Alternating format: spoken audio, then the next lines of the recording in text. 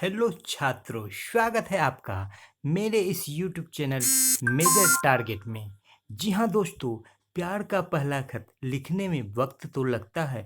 प्यार का पहला खत लिखने में वक्त तो लगता है। नन्हे परिंदों को उड़ने में वक्त तो लगता है। प्यार का पहला खत लिखने में वक्त तो लगता है। नन्हे परिंदों को उड़ने में वक्त तो लगता है। अरे दूरी नहीं है पग दो पग की, दूरी नहीं है पग दो पग की, बिहार में टॉपर बन के दिखाना है।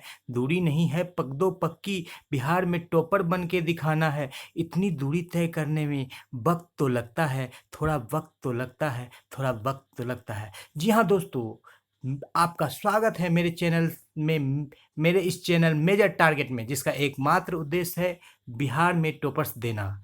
तो हम आपके बीच आ गए हैं लेकर के most important atom bomb question को, जो 2011 से 2021 के बीच सबसे अधिक बार परीक्षा में पूछा गया है और जो आपको 2022 की परीक्षा में बिहार में टॉपर्स बनाएंगे दोस्तों।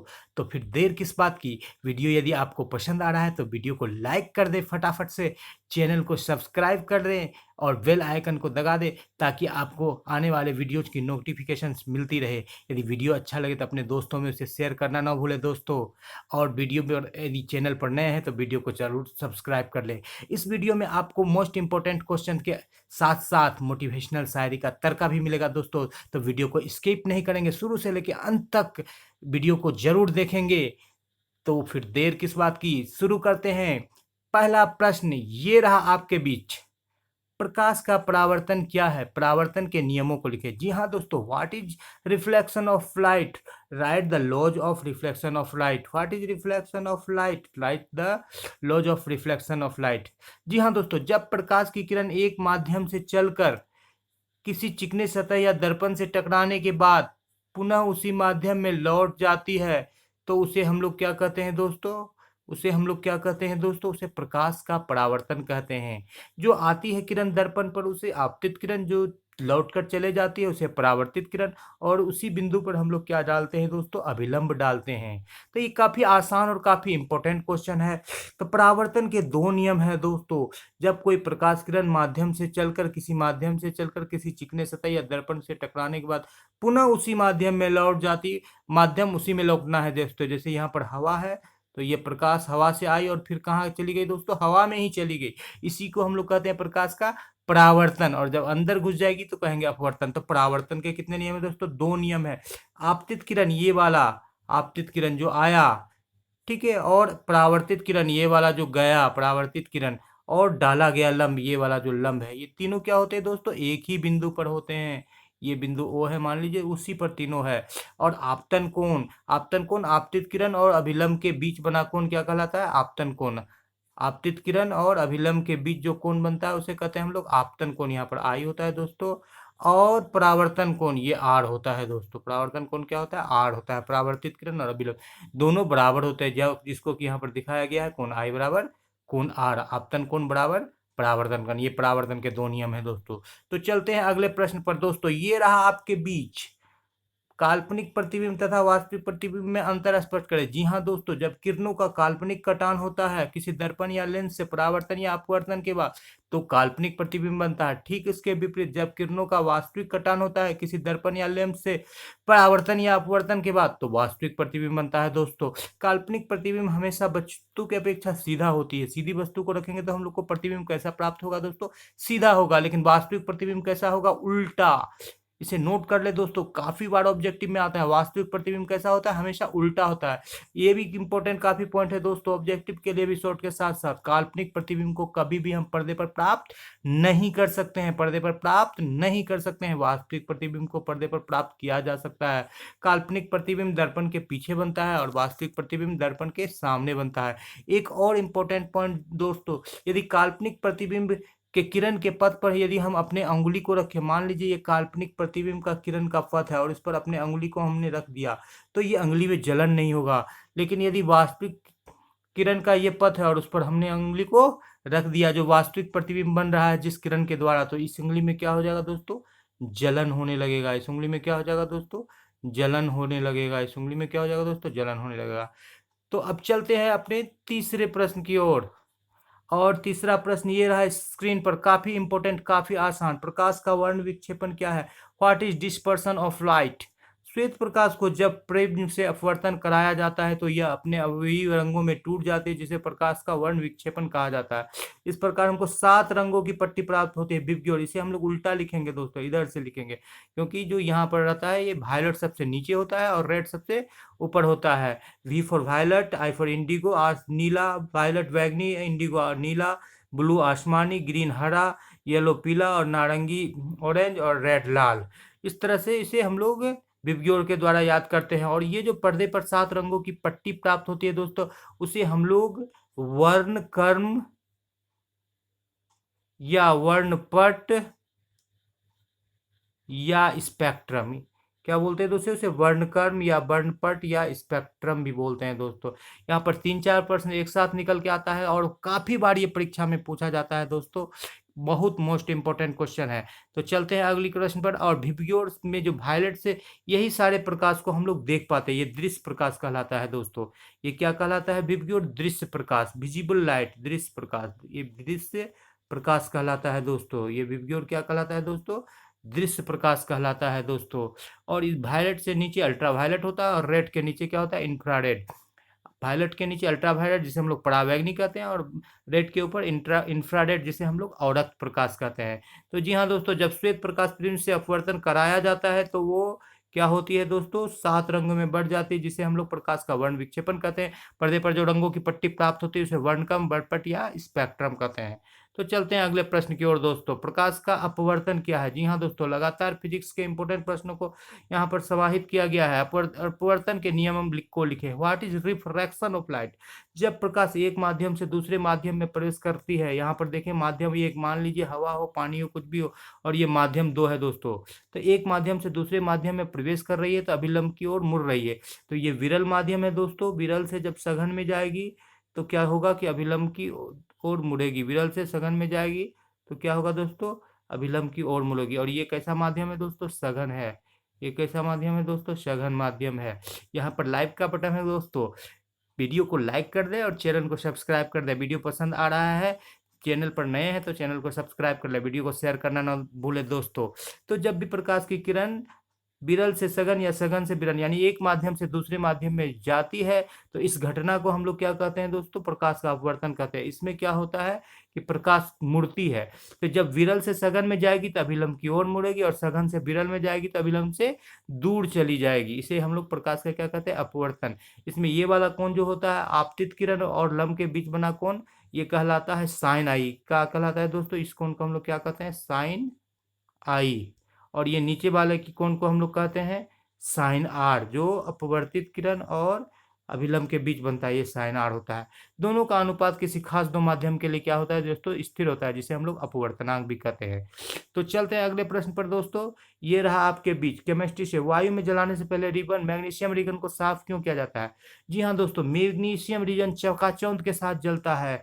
सफेद रंग की होती, काफी सफेद होती है, लेकिन उसके ऊपर में सफेद मैग्नीशियम ऑक्साइड की परत जम जाती है। मैग्नीशियम एक क्रियाशील धातु है जो वायुमंडल के ऑक्सीजन से प्रतिक्रिया करके क्या कर लेती है दोस्तों? अपने ऊपर ऑक्साइड की परत जमा लेती है, मैग्नीशियम ऑक्साइड की परत। और ये परत क्या करता है? उसके जलन में, उसको जलने में या उसके दहन में क्या करती है? बाधा पहुंचाती है। इसीलिए मैग्नीशियम को क्या किया जाता है दोस्तों?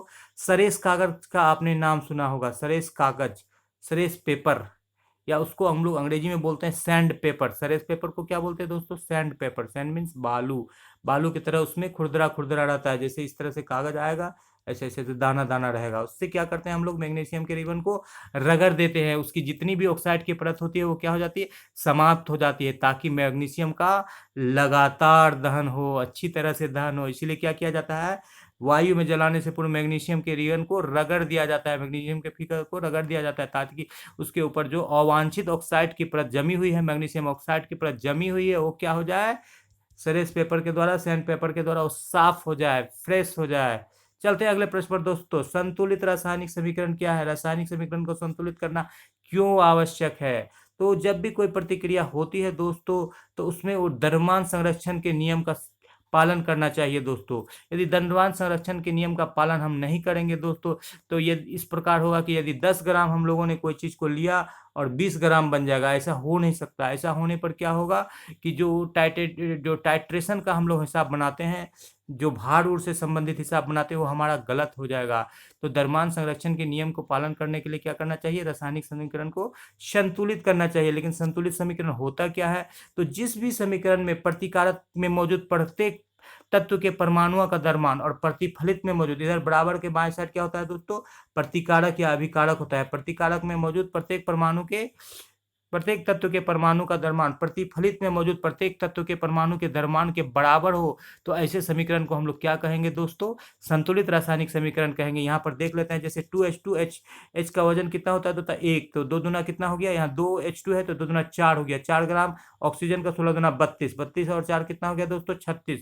यहाँ पर आप H2O का निकालिएगा और 2 से गुना कर दीजिएगा, 2 गुना H 2 गो है तो 2 और 16 18, 18 दूना कितना हो गया दोस्तों, 36। यहाँ भी 32 4 36। इस प्रकार ये समीकरण क्या है, संतुलित है। यदि ये दोनों दो हम लोग नहीं देंगे तो यहाँ पर 16 दूना 32, 2 34 हो जाएगा और यहाँ 17 रहेगा, जो कि असंतुलित रहेगा। तो वो जो भार के हिसाब से हम कोई भी कैलकुलेशन करेंगे तो क्या हो जाएगा, गलत हो जाएगा। तो भार के हिसाब से कोई भी कैलकुलेशन सही हो, इसके लिए हम लोगों को समीकरण को क्या करना पड़ता है दोस्तों, संतुलित करना पड़ता है। काफी महत्वपूर्ण सवाल है दोस्तों कि रासायनिक समीकरण को संतुलित रासायनिक समीकरण क्या है। तो संतुलित रासायनिक समीकरण ऐसे समीकरण होता है जिसमें प्रतिकारक तथा प्रतिफलित, इधर प्रतिकारक और इधर प्रतिफलित, दोनों में प्रत्येक तत्व के परमाणु का द्रव्यमान क्या हो, समान हो। और इसको संतुलित क्यों करते हैं, ताकि द्रव्यमान संरक्षण के नियम का पालन हो सके, ताकि टाइट्रेशन के सवाल, जो भार या अनुमापन से संबंधित सवाल है, वो सही सही उसका कैलकुलेशन हो सके। तो चलते हैं अगले प्रश्न पर दोस्तों। ये रहा आपके बीच, श्वसन को ऊष्माक्षेपी अभिक्रिया क्यों कहा जाता है। जी हाँ दोस्तों, पाचन क्रिया के बाद जब हमारे शरीर में ऑक्सीजन के साथ श्वसन का काम क्या होता है दोस्तों, श्वसन क्रिया का काम होता है ऑक्सीजन। श्वसन क्रिया में क्या होता है दोस्तों, ऑक्सीजन जो ग्लूकोज से मिलती है और ऊर्जा उत्पादन। तो श्वसन का क्या काम होता है दोस्तों, शरीर के लिए ऊर्जा का उत्पादन करना। भोजन से प्राप्त कार्बोहाइड्रेट के टूटने से ग्लूकोज में बदल जाता है, जो श्वसन क्रिया में ऑक्सीजन के साथ मिलकर हमें ऊर्जा प्रदान करते हैं, जिससे हमारे शरीर की कोशिकाओं को ऊर्जा मिलती है। अतः हम कह सकते हैं श्वसन एक ऊष्माक्षेपी अभिक्रिया है। जी हाँ दोस्तों, यहाँ श्वसन के बारे में बहुत सारा चीज बताया गया है। तो आप सिंपल शब्दों में यह समझ सकते हैं कि जब भी पचा हुआ भोजन, जो कि क्या होता है दोस्तों, वो होता है ग्लूकोज C6H12O6। क्या होता है दोस्तों, C6H12O6। क्या होता है, C6H12O6। एक ग्लूकोज पचा हुआ भोजन होता है, जो ब्लड के द्वारा सारे सेल्स पर पहुंच जाते हैं। उसके पास क्या पहुंचते हैं दोस्तों, 6O2 पहुंचते हैं, और उसको तोड़ के क्या बना देते हैं, 6CO2 प्लस 6H2O और 38 ATP ऊर्जा। एटीपी का फुल फॉर्म क्या होता है दोस्तों, एडिनोसिन ट्राइफॉस्फेट। इसे क्या कहा जाता है दोस्तों, कोशिका का ऊर्जा मुद्रा। जिस तरह से हम मुद्रा के द्वारा या रुपये पैसे के द्वारा अपने सारे काम को करते हैं, उसी तरह से कोशिका भी अपने सारे काम को एटीपी के द्वारा करती है। एटीपी का फुल फॉर्म क्या होता है दोस्तों, adenosine triphosphate. Adenosine triphosphate, adenosine triphosphate. ATP का फुल फॉर्म क्या होता है दोस्तों, एडिनोसिन ट्राइफॉस्फेट। तो श्वसन को ऊष्माक्षेपी अभिक्रिया क्यों कहते हैं दोस्तों, तो श्वसन क्रिया में क्या होती है, जो ग्लूकोज कोशिका में मौजूद रहता है, उससे जो हम ऑक्सीजन सांस में लेते हैं, उस ग्लूकोज को ऑक्सीजन के द्वारा तोड़ा जाता है, कार्बन डाइऑक्साइड और H2O में, और 38 ATP ऊर्जा निकलती है। आप महसूस कर सकते हैं जो ये कार्बन डाइऑक्साइड निकल रही है दोस्तों, श्वसन के पश्चात जो बना है वही निकल रही है। आप इसे गर्म के रूप में महसूस कर सकते हैं इस कार्बन डाइऑक्साइड को। यही कार्बन डाइऑक्साइड है दोस्तों, जो यहाँ पर दिखाया जा रहा है, यही कार्बन डाइऑक्साइड है। इसीलिए ये गर्म है, तो गर्म मतलब उष्मा, इसलिए श्वसन को क्या कहते हैं दोस्तों, ऊष्माक्षेपी अभिक्रिया कहते हैं दोस्तों। चलते हैं अगले प्रश्न पर। अगला प्रश्न आपके बीच ये रहा दोस्तों, सोडियम हाइड्रोजन कार्बोनेट एंटासिड के रूप में जाना जाता है, क्यों। तो सोडियम हाइड्रोजन कार्बोनेट क्या होता है दोस्तों, एक क्षारीय पदार्थ होता है। ये एंटासिड नहीं, एसिड को, किसको उदासीन करता है दोस्तों, एसिड को उदासीन कर देता है। आप जानते हैं कि एसिड और बेस मिलकर के क्या बनाते हैं, सॉल्ट और वाटर बनाते हैं। अम्ल प्लस क्षार बराबर लवण प्लस जल, और अम्ल और क्षार एक दूसरे के प्रभाव को क्या कर देते हैं, समाप्त कर देते हैं। तो ये सोडियम हाइड्रोजन कार्बोनेट क्या होता है दोस्तों, एक क्षारीय पदार्थ होता है। जब हम लोग ज़्यादा मसालादार खाना खा लेते हैं तो, या बहुत देर तक भूखे रह जाते हैं, तो पेट में अम्ल बन जाता है। प्रतिदिन हमारा 2 लीटर अम्ल भी निकालता है। जो हमारा अमाशय होता है, उसके जठर ग्रंथि होते हैं, वो 2 लीटर अम्ल भी निकालती है। और यदि हम लोग ज़्यादा तेल मसाला खा लें तो उसे पचाने के लिए ज़्यादा अम्ल निकालता है। ऐसी स्थिति में पेट में क्या हो जाता है, अम्लीयता बढ़ जाती है, जिसे अम्लीयता या एसिडिटी कहते हैं। उसको समाप्त करने के लिए हम लोग बहुत सारा चीज़ को यूज करते हैं। उसमें से एक चीज़ क्या होता है, सोडियम हाइड्रोजन कार्बोनेट कोई भी क्षारीय पदार्थ हम ले सकते हैं दोस्तों। तो वो क्षारीय पदार्थ होता है जो इस एसिड को जो बना है पेट में उसको समाप्त कर देती है और उसको न्यूट्रल कर देती है। इसीलिए सोडियम हाइड्रोजन कार्बोनेट का उपयोग क्या चीज़ में किया जाता है दोस्तों? इनोसाल्ट वगैरह में किया जाता है, एंटासिड दवा को बनाने में किया जाता है, एसिडिटी को समाप्त करने के लिए। तो चलते हैं दोस्तों, यदि किसी भी क्वेश्चन के कॉन्सेप्ट में यदि आपको कोई भी कॉन्सेप्ट पे किसी तरह की भ्रम हो तो आप कमेंट बॉक्स में ज़रूर लिखें। आप हमें फ़ोन भी कर सकते हैं दोस्तों। वीडियो यदि पसंद आ रहा है तो वीडियो को लाइक करें, चैनल पर नए हैं तो चैनल को सब्सक्राइब करें, वीडियो को शेयर करना ना भूलें। दोस्तों, मेजर टारगेट चैनल का एकमात्र उद्देश्य है बिहार में टॉपर्स को देना। जी हाँ दोस्तों, ये रहा नवा प्रश्न। क्या होता है जब मैग्नीशियम रिबन को वायु की उपस्थिति में जलाया जाता है? जी हाँ दोस्तों, जब मैग्नीशियम रिबन को वायु की उपस्थिति में जलाया जाता है तो ये बहुत व्हाइट चकाचौंध के साथ जलती है और ये बना देती है मैग्नीशियम ऑक्साइड का चूर्ण। क्या बना देती है दोस्तों? MgO का चूर्ण बना देती है। 2Mg + O2 tense to 2MgO। ये व्हाइट होता है, कैसा चूर्ण होता है? सफ़ेद चूर्ण में बदल जाती है और ये बहुत चकाचौंध के साथ जलती है। कैसे जलती है? जैसे एकदम चकाचौंध के साथ ये जलती है मैग्नीशियम वायु में। ये बहुत ही क्रियाशील ये धातु होता है मैग्नीशियम दोस्तों। ये वायु के साथ क्या करता है? चकाचौंध के साथ जलता है और मैग्नीशियम ऑक्साइड का व्हाइट चूर्ण में बदल जाता है। कैसा चूर्ण होता है दोस्तों? सफ़ेद चूर्ण होता है दोस्तों। ये चूर्ण कैसा होता है? सफ़ेद होता है दोस्तों, मैग्नीशियम ऑक्साइड का चूर्ण। MgO बोल रहे हैं दोस्तों। तो चलते हैं अगले प्रश्न पर दोस्तों। ये रहा आपके बीच वसायुक्त खाद्य पदार्थ या को लंबे समय तक जब रखा जाता है तो उसके लिए पैकिंग थैली का यूज किया जाता है। क्यों? क्योंकि जब भी वसायुक्त खाद्य पदार्थों को रखते हैं हम लोग किसी पात्र में तो वह वायुमंडल के ऑक्सीजन से प्रतिक्रिया करके क्या हो जाती है? उसके रंग, गंध और स्वाद क्या हो जाते हैं दोस्तों? खराब हो जाते हैं। इसे हम लोग क्या बोलते हैं दोस्तों? विकृत गंधिता बोलते हैं। इसे क्या बोलते हैं दोस्तों? विकृत गंधिता बोलते हैं। उसे क्या बोलते हैं दोस्तों? रेंसिडिटी बोलते हैं। रेंसिडिटी, विकृत गंधिता, रेंसिडिटी, RANCIDITY, रेंसिडिटी यानी कि विकृत गंधिता। जब भी किसी तेल या वसायुक्त खाद्य पदार्थ को लंबे समय तक किसी पात्र में रखा जाता है, वो पात्र वायुरुद्ध नहीं होता है, तो वो तेल या वसायुक्त खाद्य पदार्थ के रंग, गंध और स्वाद क्या हो जाते हैं? खराब हो जाते हैं। क्योंकि वे पदार्थ क्या हो जाता है? ऑक्सीजन से ऑक्सीकृत हो जाती है। तो ऑक्सीजन से ऑक्सीकृत न हो इसके लिए उसे नाइट्रोजन या किसी भी निष्क्रिय गैस में रखा जाता है, जिसे हम लोग बोलते हैं एंटीऑक्सीडेंट या प्रतिऑक्सीकारक। क्या बोलते हैं दोस्तों? प्रतिऑक्सीकारक। उस पदार्थ को क्या बोलते हैं दोस्तों हम लोग? प्रतिऑक्सीकारक।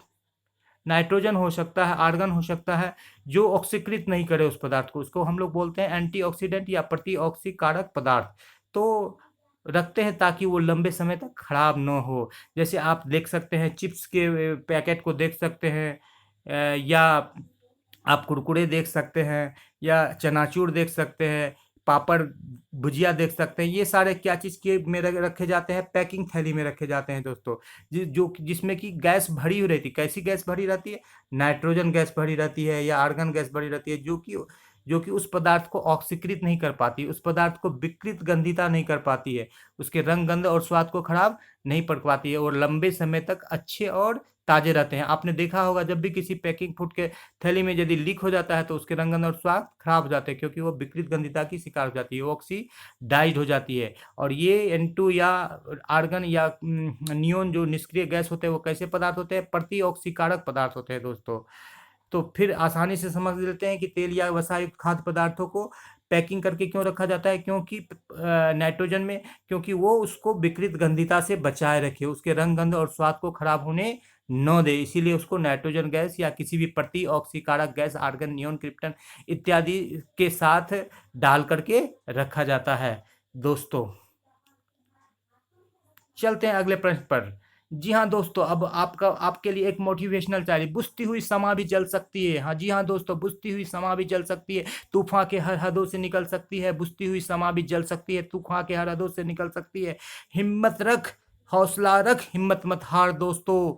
हौसला रख, हिम्मत मत हार दोस्तों। तकदीर किसी भी वक्त बदल सकती है, तकदीर किसी भी वक्त बदल सकती है, तकदीर किसी भी वक्त बदल सकती है। जी हाँ दोस्तों, यदि वीडियो आपको पसंद आ रहा है तो वीडियो को लाइक कर दें। चैनल पर नए हैं तो चैनल को सब्सक्राइब कर दें। वीडियो अच्छा लग रहा है तो अपने दोस्तों के बीच शेयर कर दें। वीडियो को शुरू से लेकर अंत तक देखने के लिए आपका बहुत बहुत धन्यवाद और इस चैनल को अपना ढेर सारा प्यार देने के लिए भी आपको बहुत बहुत धन्यवाद।